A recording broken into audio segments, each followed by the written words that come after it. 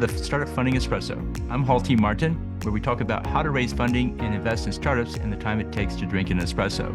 If you have a question about startup funding or investing, please go to the website, startupfundingespresso.com, and type in your question into the chat bot in the lower right corner to receive an answer. I hope you enjoy this episode. Hello, this is Hall T. Martin with the Startup Funding Espresso, your daily shot at startup funding and investing. Startups raising funding should bring customer engagement, if not traction, to the pitch. Founders raising funding often compensate for the lack of customer engagement through distractions. Here's how to tell when the startup doesn't have anything. Revenue is only listed as a forecast with pipeline sales. Key metrics are based on forecast sales, not actual sales. There are no actual customers in discussion and no names of any partners.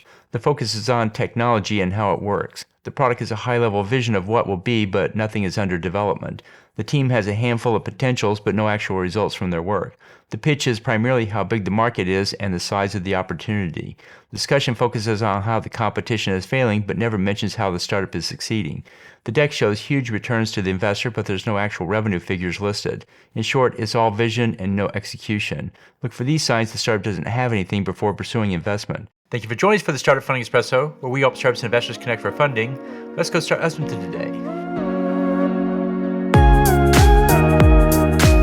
Hall T. Martin is the director of Investor Connect, which is a 501c3 nonprofit dedicated to the education of investors for early stage funding.